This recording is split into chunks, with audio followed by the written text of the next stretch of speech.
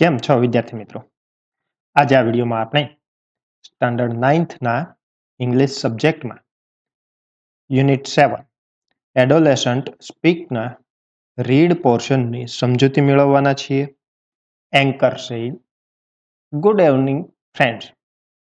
Welcome to the video conference arranged by the Youth Club, Ahmedabad. As you know, the subject of the conference is What's the Way Out? Teenagers of Gujarat would discuss their problems with well-known councillors of the state, Dr. Chandrakant Shah and Mr. Saurabh Bakshi. They will try to show the teenagers the right way. Let's begin the conference with questions from a 15-year boy. એ કહે છે કે નમસ્કાર મિત્રો, અમદાવાદની youth club આયોજિત video કોન્ફરન્સમાં આપ સૌનું સ્વાગત છે. તમે જાણો છો તેમ કોન્ફરન્સનો વિષય છે શો ઉપાય છે. આપણા રાજ્યના નામાંકિત સલાહકાર ડોક્ટર ચંદ્રકાંત શાહ અને સૌરભ બક્ષી સાથે ગુજરાતના તરુણો તેમની સમસ્યાઓ વિશે ચર્ચા કરશે. તેઓ તરુણોને સાચી દિશા દર્શાવવાનો પ્રયત્ન કરશે. 15 વર્ષના એક તરુણના પ્રશ્નથી આપણે કોન્ફરન્સની શરૂઆત કરીએ. હવે અહીં એક વિડીયો કોન્ફરન્સનું આયોજન થયેલું છે અને તેમાં તરુણો જે છે 15 થી 17 વર્ષના પોતાને જે સમસ્યા નડતી હોય તેના વિશે પ્રશ્નો કરશે અને કાઉન્સિલર છે તે તેના જવાબ આપે છે. The boy said, "Good evening, sirs. I am Jignesh from Talod." Mr. Shah said, "Good evening, Jignesh. What's your problem? Tell us." એટલે છોકરો છે એ કહે છે કે ગુડ ઇવનિંગ સાહેબ, હું તલોદથી જિગ્નેશ છું. એટલે મિસ્ટર શાહ છે એ કહે છે કે ગુડ ઇવનિંગ જિગ્નેશ, અમને બતાવો તમારી સમસ્યા શું છે. Jignesh said, "Lack of self-confidence is my problem. It has led me to indecisiveness. I cannot take a quick decision and I feel waste my time. I prepare a timetable but can't follow it. How can I build up my confidence?"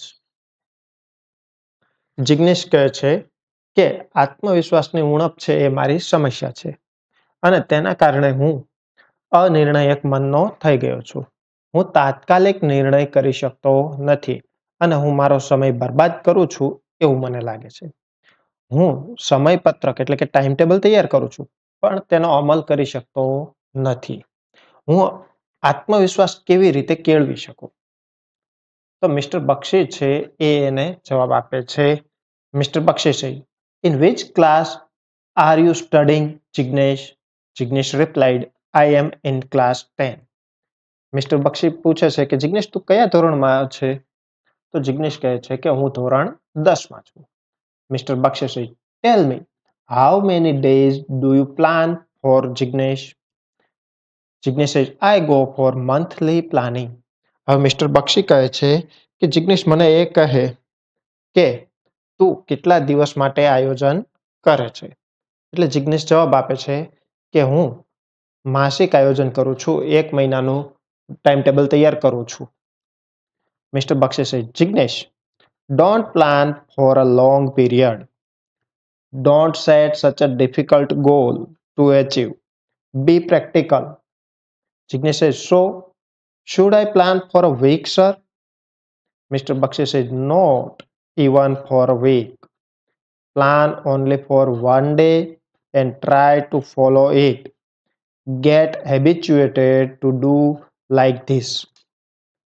એટલે mister Bakshi કહે છે કે જિગ્નેશ બહુ લાંબા સમયનું આયોજન ન કર, સિદ્ધ ન થાય એવા લક્ષ્ય ન રાખો, પ્રેક્ટિકલ બનો, વ્યવહારુ બનો. જિગ્નેશ કહે તો સર મારે સાપ્તાહિક આયોજન કરવું જોઈએ, માસિક આયોજન ન કરું અને અઠવાડિયાનું આયોજન કરું? તો મિસ્ટર બક્ષી કહે છે કે ના, અઠવાડિયાનું પણ નહીં, માત્ર એક જ દિવસનું આયોજન કરવાનું અને તેને અમલ કરવાનો પ્રયત્ન કરીજો. આ રીતે ધીમે ધીમે નાના નાના ગોલ સેટ કરવાની ટેવ કેળવો. Jignesh said, "Will it build confidence in me?" Mr. Bakshi said, certainly. Only a few minutes back, you said you can't follow the timetable. This fact discourages you. Follow your timetable for some days. It will boost your confidence. Jignesh says, thank you, sir.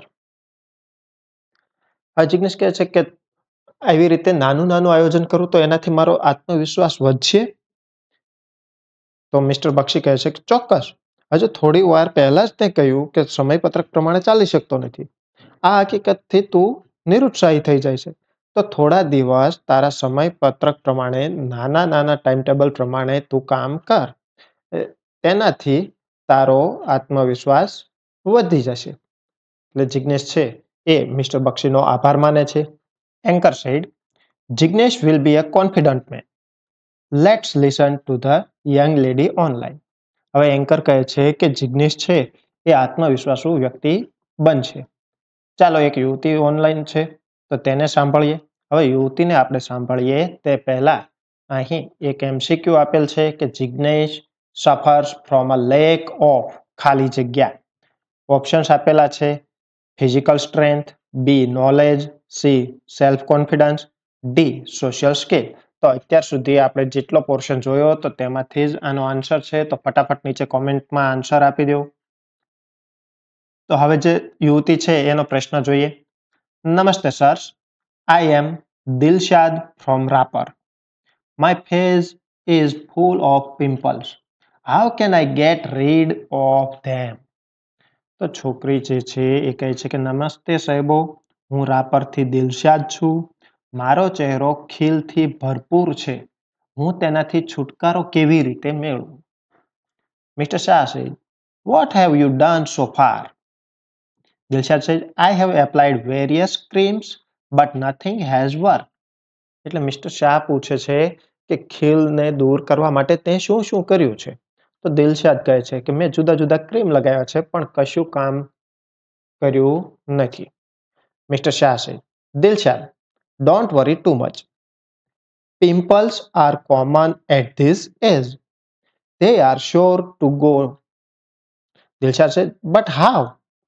I am tired of applying creams. તો mister Shah છે એ કહે છે કે દિલશાદ, ચિંતા ન કરીશ.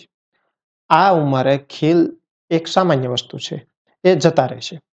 દિલશાદ કહે પણ કેવી રીતે જતા રહેશે? હું ક્રીમ લગાવીને થાકી ગઈ છું. Mister Shah said, don't get carried away by the ads. Better consult a skin specialist. Dilshad said, thank you sir. એટલે મિસ્ટર શાહ કહે છે કે જાહેરાતોથી ભોળવાઈ જવું નહીં.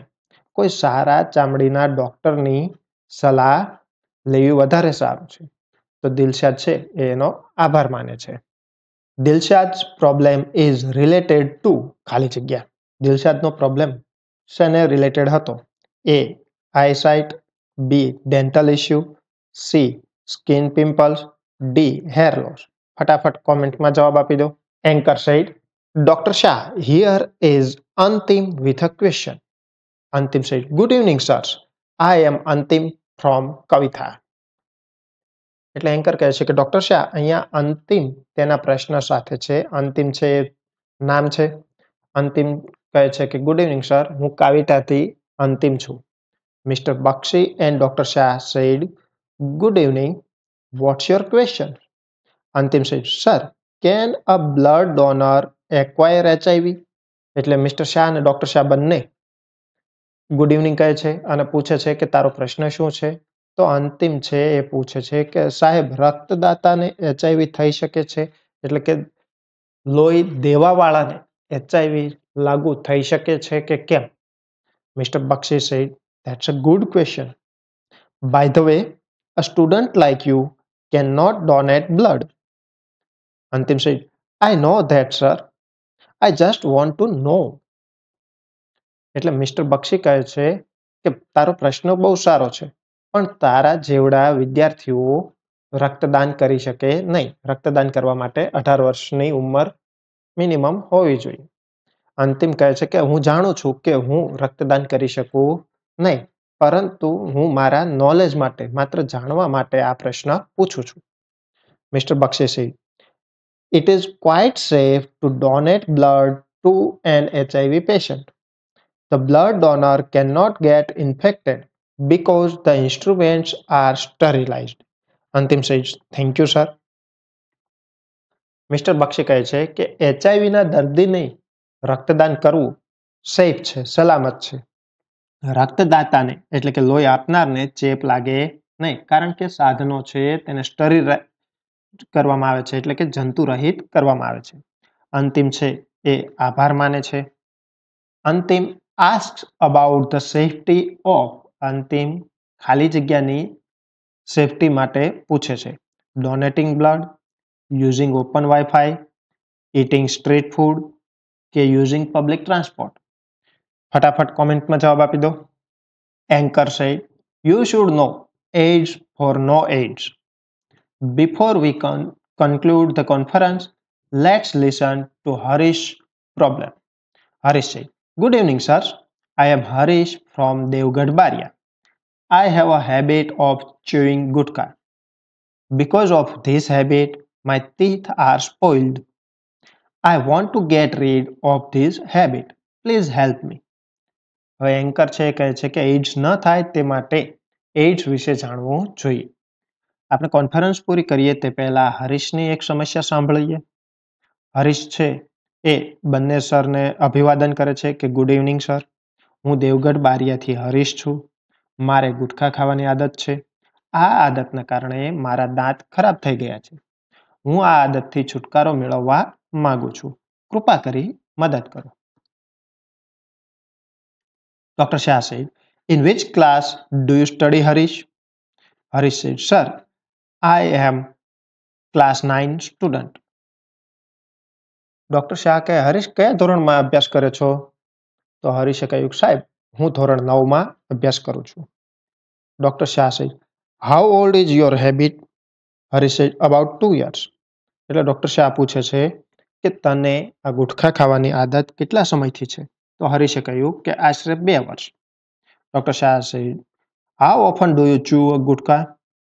Harish said, 5-6 times a day. Doctor Shah પૂછે છે કેટલી વખત તું ગુટખા ખા છો? તો હરીશે કહ્યું કે દિવસમાં 5-6 વાર. Mister Bakshi said, "That's terrible. Now tell me, what are your hobbies?" Harish said, "Reading newspaper, magazines and playing on tabla." Mister Bakshi કહે કે આ તો બહુ ખરાબ કહેવાય. મને કહે કે તારો શોખ શું છે? તો હરીશે કહ્યું કે અખબાર અને સામયિક વાંચવા તેમજ તબલા વગાડવાનો મારો શોખ છે. Mr. Bakshi said, "That's good. Now whenever you feel like chewing gutka, read an interesting news items or articles from a newspaper or play on the tabla. Be with your friends, talk to them, play some games of your choice, keep your mind engaged in different activities. I am sure you will be able to get rid of this habit." Harish said, "Thank you." એટલે mister બક્ષી જે છે એ કહે છે કે sir, હવે તને જ્યારે જ્યારે ગુટખા ખાવાનું મન થાય ત્યારે છાપામાંથી કોઈ રસપ્રદ સમાચાર કે લેખ વાંચ અથવા તબલા વગાડ. મિત્રો વચ્ચે રહે, તેમની સાથે વાતો કર અથવા તારી પસંદગીની કેટલીક રમતો રમ. જુદી જુદી પ્રવૃત્તિમાં તારું મન રોકી રાખ. તું આદતમાંથી છૂટી જઈશ તેની મને ખાતરી છે.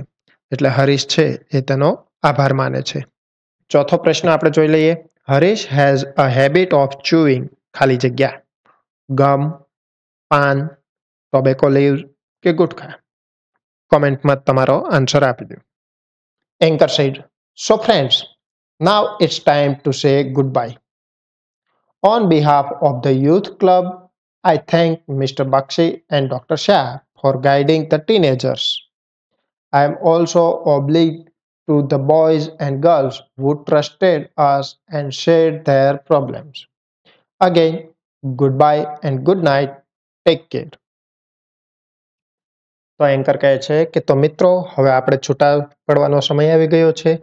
તરુણોને માર્ગદર્શન આપવા માટે હું યુથ ક્લબ વતી શ્રી બક્ષી અને ડોક્ટર શાહનો આભાર માનું છું. અને આપણામાં વિશ્વાસ મૂકી આપણી સાથે પોતાની સમસ્યાઓની ચર્ચા કરનાર યુવક યુવતીનો પણ હું આભારી છું. ફરી વખત આવજો. Good night. Take care. હવે અહીં સેક્શન એમાં જે તમારે ટ્રુ કે ફોલ્સ પૂછાય છે તે આપેલા છે, જેના જવાબ તમને આવતા વિડીયોમાં મળી રહેશે, તો ત્યાં સુધીમાં સોલ્વ કરી રાખશો. તેવી જ રીતે અહીં બ્લેન્ક્સ પણ આપેલી છે. સેક્શન એમાં જે ટ્રુ ફોલ્સ અને બ્લેન્ક્સ આ બંને આપેલા છે એ સોલ્યુશન તમે તૈયાર રાખજો. આવતા વિડીયો તેનું સોલ્યુશન તમને મળી જશે. Thank you.